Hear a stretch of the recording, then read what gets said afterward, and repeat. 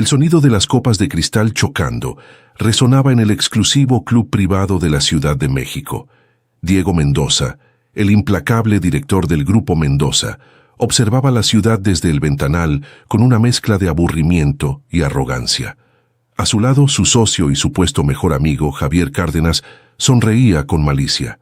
Javier, siempre competitivo, lanzó la provocación que lo cambiaría todo. Le apostó a Diego que no sería capaz de casarse con la mujer más común y corriente que encontrara, convivir con ella durante 6 meses y hacerla pasar por la perfecta esposa de la alta sociedad. El premio era el control de unas codiciadas acciones en la bolsa.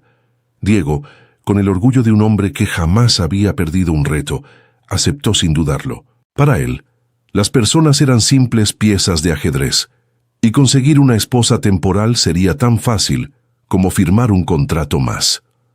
A la mañana siguiente, el destino le puso la pieza perfecta en el tablero. Mientras caminaba por el piso ejecutivo de su corporativo, abstraído en sus pensamientos financieros, tropezó con una cubeta de agua. El líquido empapó sus zapatos italianos de diseñador. A punto de estallar en furia, levantó la mirada y se encontró con Valeria Ríos. Ella llevaba el uniforme del personal de limpieza, pero su postura era tan firme como la de una reina. Cuando Diego intentó humillarla, exigiéndole una disculpa de rodillas, Valeria lo miró directamente a los ojos. Le dijo con voz serena y afilada que el agua estaba ahí para limpiar el desastre que otros dejaban, no para que los ciegos por el poder tropezaran. Esa chispa de dignidad inquebrantable encendió algo en Diego. En lugar de despedirla, la mandó llamar a su oficina horas más tarde. El acuerdo fue rápido, frío y estrictamente confidencial. Diego le ofreció a Valeria una suma de dinero que a cualquiera le habría parecido un insulto por su libertad, pero que para ella representaba la salvación. Se casarían por el civil, vivirían juntos medio año y ella actuaría como la señora Mendoza en los eventos públicos. Valeria aceptó sin mostrar una pizca de emoción. La ceremonia en el juzgado duró apenas 10 minutos, sin flores, sin besos, solo 2 firmas en un papel. Al llegar al lujoso penthouse de Diego en Polanco, él intentó entregarle una tarjeta de crédito sin límite y un collar de diamantes para su primera aparición pública. Valeria empujó la caja de terciopelo sobre la mesa de cristal, afirmando que había vendido su tiempo, no su dignidad. A lo lejos, en las sombras de los eventos sociales, Javier observaba a la nueva pareja con ojos afilados, buscando la primera oportunidad para dar su golpe. Los primeros días de convivencia fueron un campo de batalla silencioso. Diego estaba acostumbrado a mujeres que asentían a todo, pero Valeria era un muro de contención. No se dejaba deslumbrar por los autos deportivos ni por las cenas de degustación. Sin embargo, en la cotidianidad, las barreras comenzaron a ceder. Una noche, tras una brutal junta de consejo, Diego llegó a casa con un dolor de cabeza insoportable. En lugar de ignorarlo, Valeria le preparó un té de manzanilla con una receta que su abuela le había enseñado, dejándolo en silencio sobre su escritorio. Ese pequeño gesto, desprovisto de interés económico, desarmó a Diego. Empezaron a compartir madrugadas de insomnio, platicando en la cocina a media luz. La atracción se filtraba entre las grietas de su orgullo. Fue durante una de esas madrugadas que la verdad salió a la luz. Diego, intrigado por los profundos conocimientos financieros que Valeria dejaba escapar sin querer, investigó su pasado. Descubrió que ella no siempre había limpiado pisos. Valeria era la única heredera de una respetable firma de inversiones que había sido aplastada años atrás por un fraude masivo. Con lágrimas de rabia y la voz quebrada, ella le confesó cómo su familia lo había perdido todo por culpa de buitres corporativos, dejándola con una montaña de deudas para evitar que su padre fuera a la cárcel. La revelación fue un golpe directo al pecho de Diego. Por primera vez en su vida, sintió un asco profundo por el mundo de avaricia al que pertenecía, y sobre todo, por la apuesta que había hecho utilizándola. Consumido por la culpa, Diego se volvió distante y frío, incapaz de mirarla a los ojos. Valeria, sintiendo el muro de hielo que se había levantado de repente, pensó que él la despreciaba por su pasado. El silencio se volvió un arma que los lastimaba a ambos, pero Diego intentaba redimirse en secreto. Cancelaba cenas de negocios millonarias, solo para llegar a tiempo y cenar con ella. Empezó a dejar pequeños ramos de girasoles, sus flores favoritas, en la cocina sin ninguna nota. Valeria notaba cada detalle, cada taza de café servida a la temperatura exacta, y aunque el silencio pesaba, esos gestos hablaban de un hombre que estaba cambiando. Justo cuando la distancia parecía acortarse, Javier decidió que era el momento de atacar. Movido por la envidia y la ambición de tomar el control total del Grupo Mendoza, Javier contactó a la prensa sensacionalista y a la junta directiva. Su plan era exponer la apuesta inicial para destruir la reputación de Diego y al mismo tiempo acusar a Valeria de ser una espía corporativa que planeaba vengar la ruina de su antigua familia.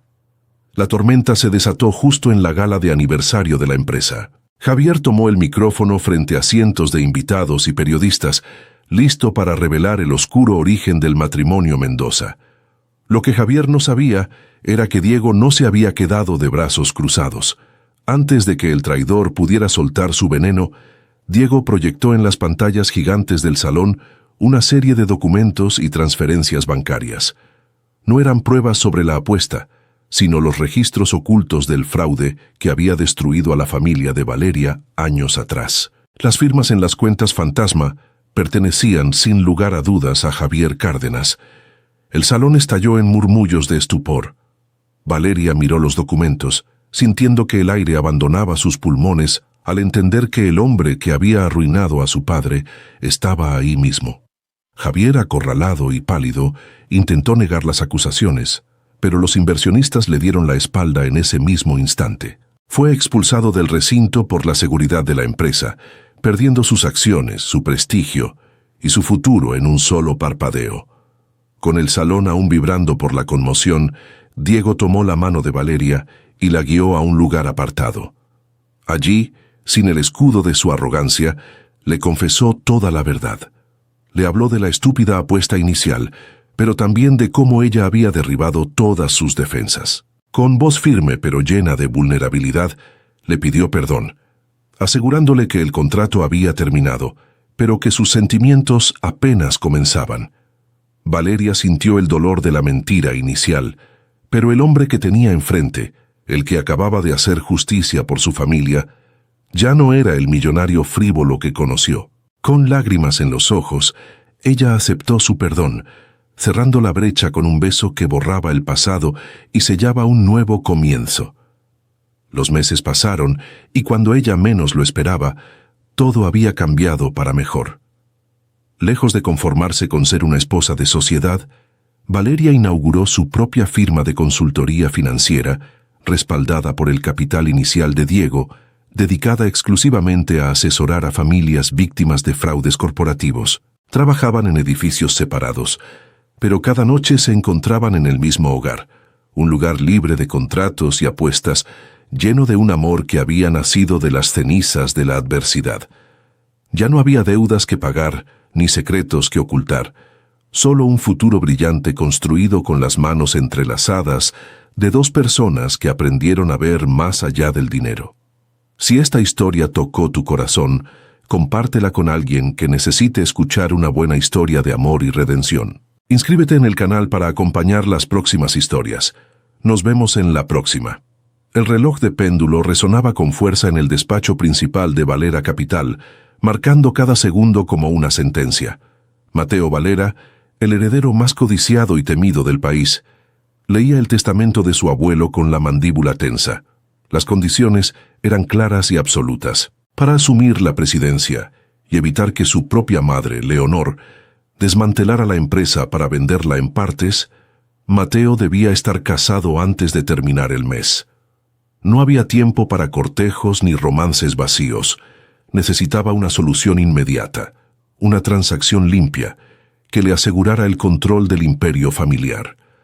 La respuesta llegó a través de una agencia sumamente discreta, especializada en proveer acompañantes para eventos de la más alta exigencia social. Así fue como Sofía Navarro entró en su vida.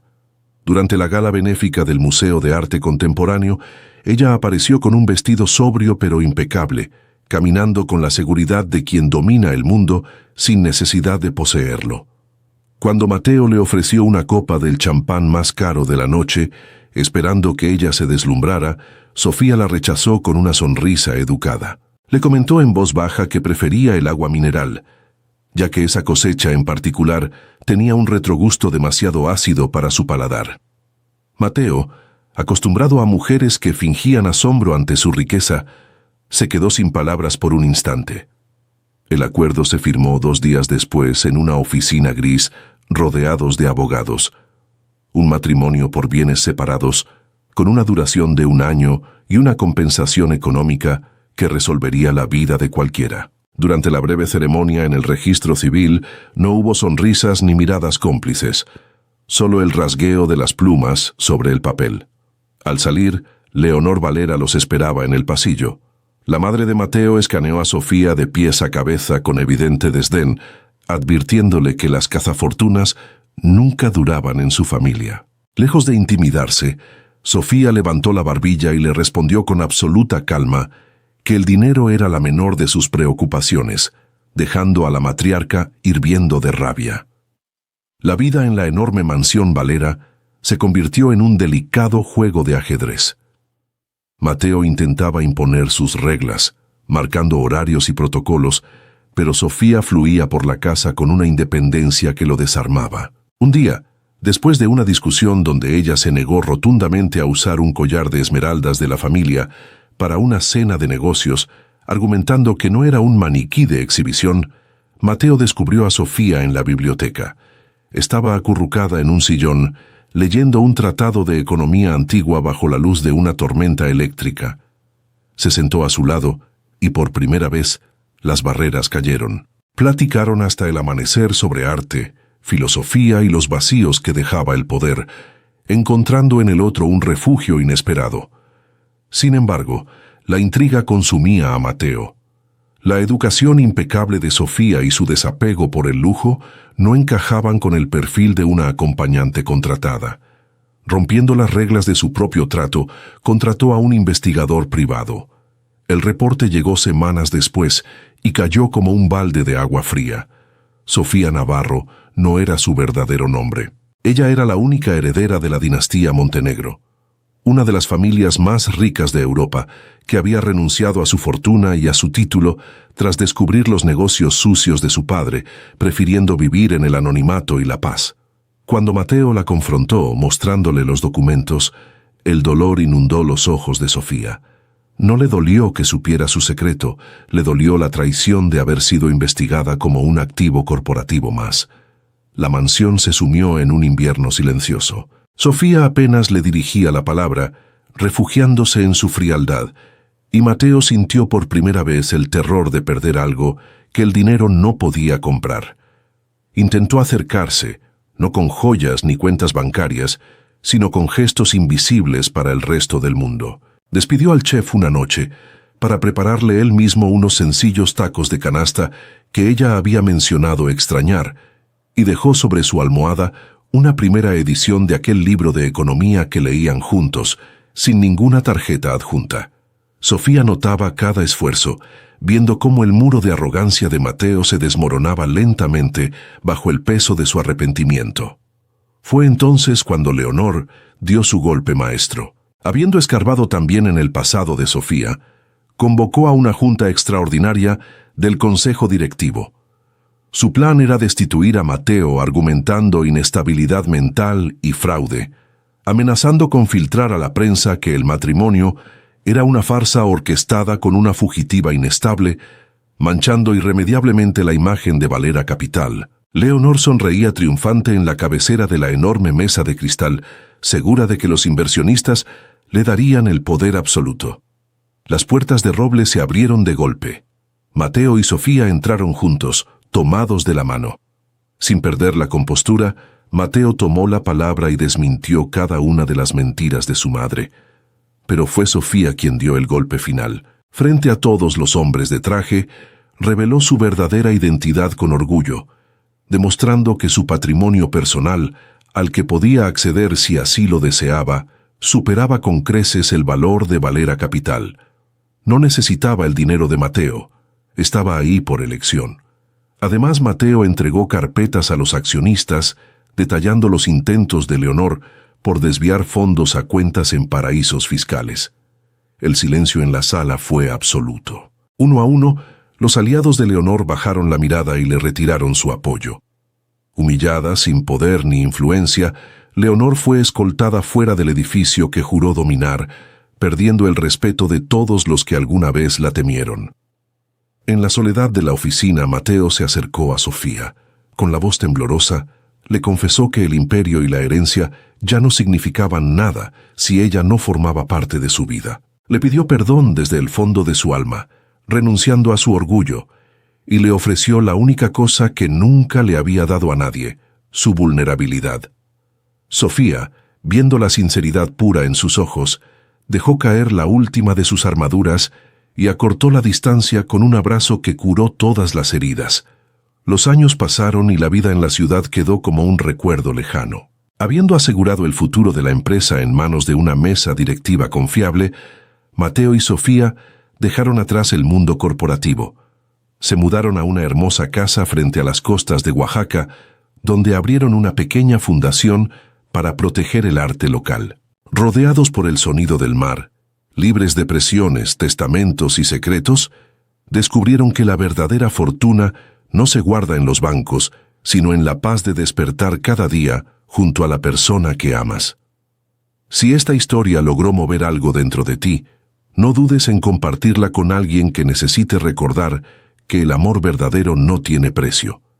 Inscríbete en nuestro canal para que no te pierdas ninguna de nuestras próximas historias. Nos vemos muy pronto.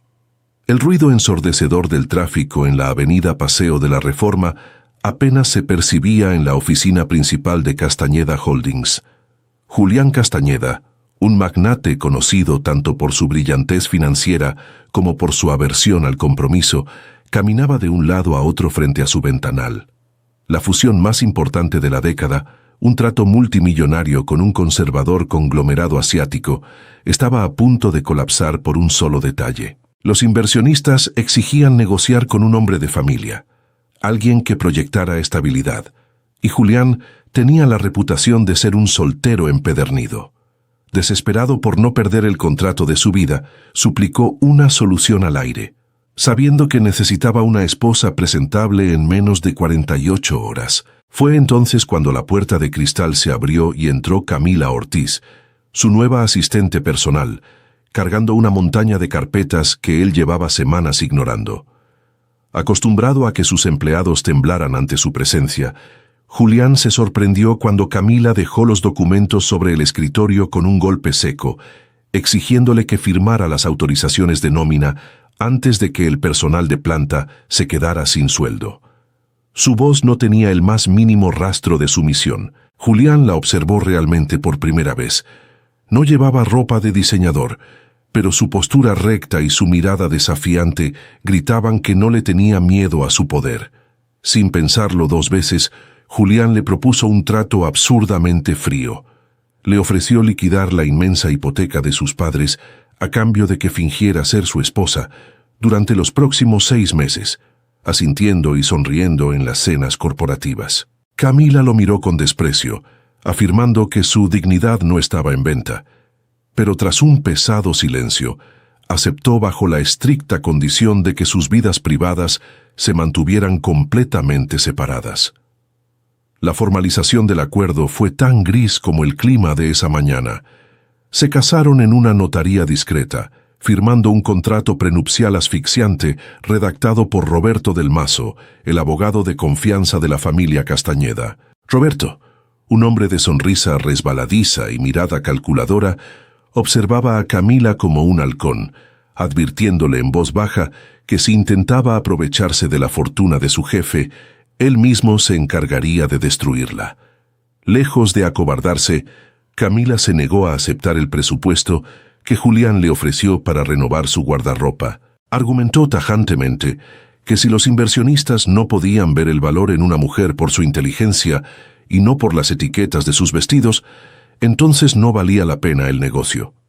Las semanas siguientes fueron una danza de provocaciones y miradas afiladas. En público, fingían sonrisas perfectas. En privado discutían por todo.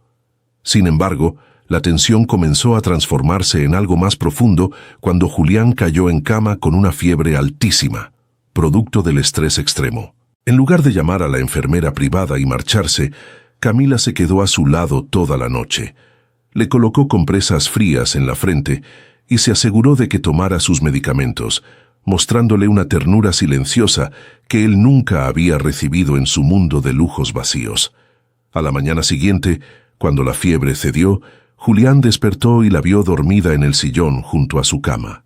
En ese instante, comprendió que la barrera del orgullo se estaba fracturando irremediablemente, pero el frágil puente entre ellos se derrumbó una tarde lluviosa. Buscando un documento importante, Julián abrió la computadora personal de Camila y encontró una carpeta encriptada. Al lograr acceder, descubrió decenas de archivos financieros confidenciales de Castañeda Holdings. La verdad le golpeó el pecho como un mazo. Camila no era una simple asistente. Llevaba meses infiltrada en la empresa, trabajando encubierta para reunir pruebas de una red de lavado de dinero que había llevado a la quiebra la pequeña constructora de su familia años atrás. En los documentos, ella señalaba directamente a la cúpula de la empresa. Cuando Julián la confrontó, herido por la traición, Camila no retrocedió. Con lágrimas de rabia, le gritó que su riqueza estaba manchada de sangre y que ella solo buscaba justicia para los que su imperio había aplastado. La decepción los sumió en un silencio asfixiante.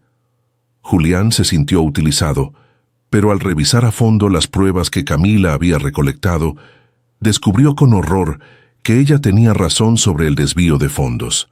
Sin embargo, él no era el culpable. El cerebro detrás del fraude era Roberto del Mazo, el abogado en quien había confiado toda su vida. Sintiéndose culpable por no haber protegido su propia empresa y por dudar de las intenciones de Camila, Julián comenzó a castigarse a sí mismo. Intentó acercarse a ella sin palabras. Cada mañana, Camila encontraba en su escritorio un café de olla humeante, preparado exactamente como a ella le gustaba, y los fines de semana, él cancelaba sus torneos de golf para quedarse en casa, simplemente leyendo en la misma habitación que ella, buscando recuperar la confianza perdida. Justo cuando Camila empezaba a comprender que Julián era inocente, Roberto del Mazo se dio cuenta de que lo estaban investigando. El abogado corrupto los acorraló en la oficina principal, sonriendo con malicia. Les informó que había alterado los registros digitales para que todas las transacciones ilegales apuntaran directamente a las cuentas personales de Julián y al nombre de Camila.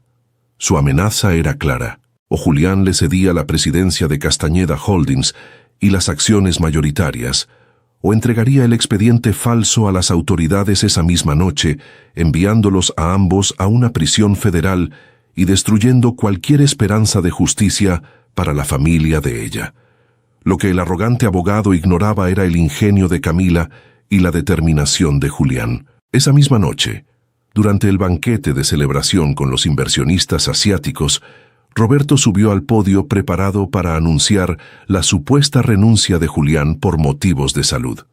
Pero antes de que pudiera pronunciar la primera mentira, los altavoces del gran salón cobraron vida. Una grabación nítida resonó en cada rincón, reproduciendo la voz de Roberto, confesando con lujo de detalle cómo había manipulado los fondos durante años y cómo planeaba incriminar a los recién casados. Camila, que había dejado su teléfono grabando bajo la mesa durante la amenaza en la oficina, se puso de pie junto a Julián. Ante la mirada atónita de cientos de testigos, las puertas del salón se abrieron de golpe y las autoridades federales irrumpieron, esposando al abogado corrupto frente a las cámaras de la prensa, desmoronando su red de mentiras en segundos. Con el salón en caos y el verdadero culpable tras las rejas, Julián llevó a Camila a la azotea del edificio, bajo la luz de las estrellas.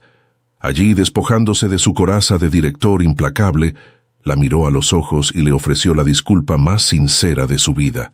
Le confesó que el contrato inicial había sido el mayor error de su arrogancia, pero que conocerla Había sido su única salvación.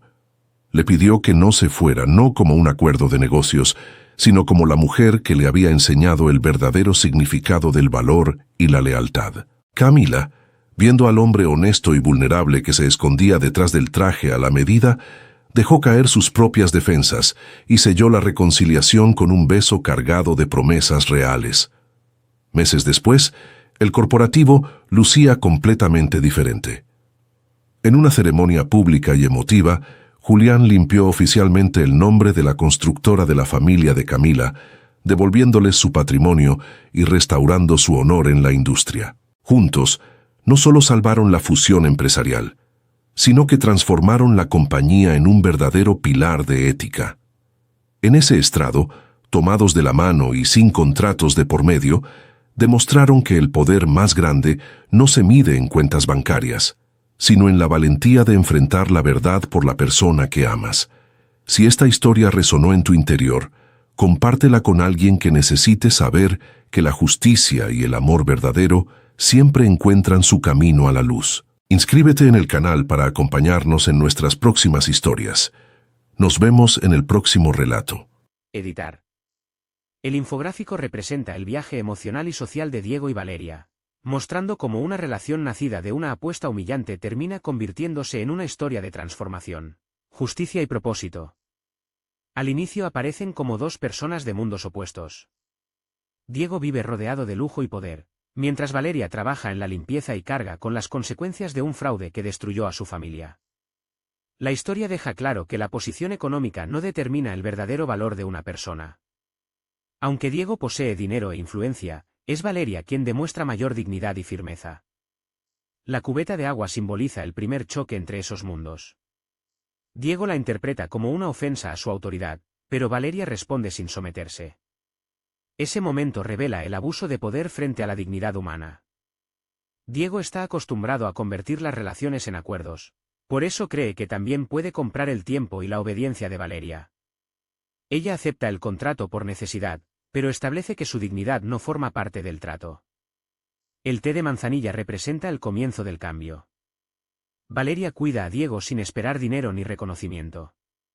Para un hombre acostumbrado a que todos se acerquen por interés, ese gesto sencillo resulta más poderoso que cualquier regalo costoso.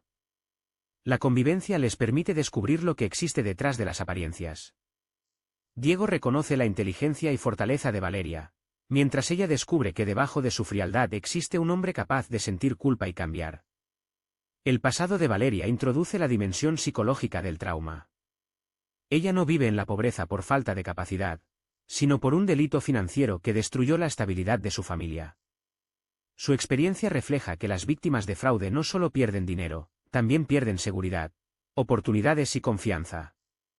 Diego comprende que el mundo corporativo puede convertirse en una maquinaria de abuso cuando el poder carece de límites éticos. Los girasoles muestran que la redención no ocurre mediante discursos, sino con acciones constantes. Diego empieza a reparar el daño cuando deja de pensar únicamente en sí mismo.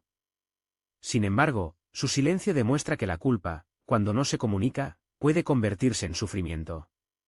Valeria interpreta su distancia como rechazo, mientras él intenta protegerla y reunir pruebas contra el responsable. Los documentos proyectados durante la gala representan la verdad que finalmente sale a la luz.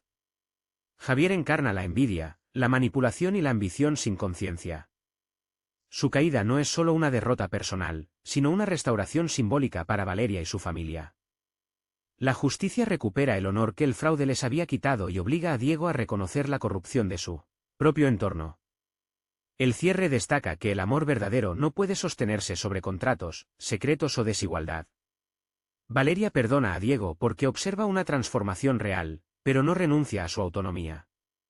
Su firma de consultoría demuestra que no termina como una mujer rescatada por un millonario, sino como una profesional que convierte su dolor en ayuda para otras familias. La enseñanza final es que la dignidad no se compra. El dinero no sustituye la verdad y la reparación exige valentía para enfrentar el pasado, asumir responsabilidades y usar el poder con un propósito humano.